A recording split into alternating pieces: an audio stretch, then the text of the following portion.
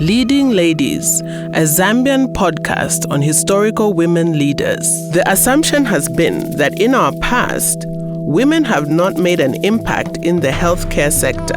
In reality, some women have been pathfinders in the landscape of healthcare in our country.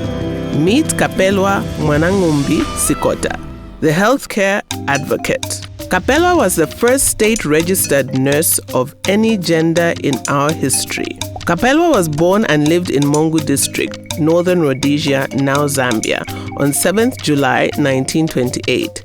She went to schools in Zambia, and part of her schooling was done in Durban, South Africa.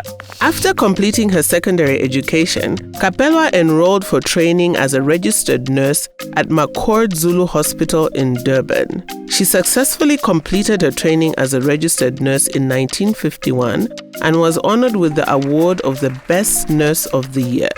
She enrolled for midwifery training, which she completed in 1952, and thereafter returned home to Northern Rhodesia. Upon her return, Kapelwa was immediately employed at Lusaka Central Hospital, now University Teaching Hospital, where she became the first African state-registered nurse in Northern Rhodesia. Kapelwa soon discovered that being the first African state-registered nurse in Northern Rhodesia had its drawbacks. The white community was uncomfortable with a black female supervisor.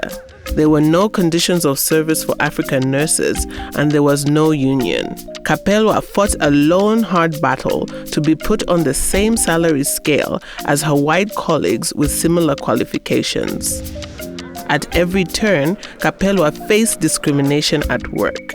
She began to fight for her rights and that of other African health workers. Kapelwa waged a battle to racially integrate the workplace canteens and other social facilities. After a few years, Kapelwa transferred to Roan Antelope Mine Hospital in Luanshya. Although she was an experienced state-registered nurse, she was discriminated against and given the position of matron for an African nursing trainee hostel instead of overseeing the hospital.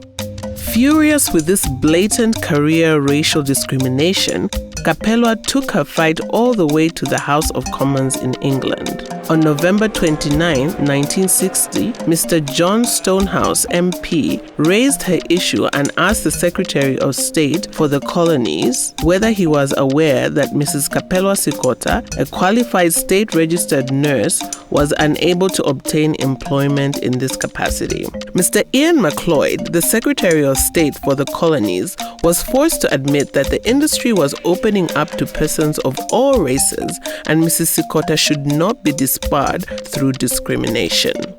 Kapelwa won the day, and her fight opened the way for the many African nurses who came after her. By the time she was returning to work at the Lusaka Central Hospital in 1961, Kapelwa was highly respected for her professionalism and a darling of both the black and white communities.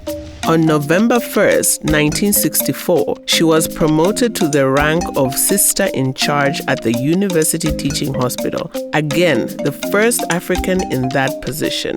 Kapelwa worked in different nursing and midwifery portfolios until she became the Chief Nursing Officer at the Ministry of Health, the first African to hold that key position.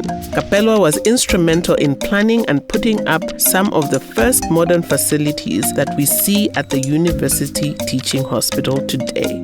Throughout her career, Kapelwa encouraged nurses of all categories to develop and further their education and acquire new skills by taking extra courses provided by the government of the Republic of Zambia, foreign governments, and other organizations.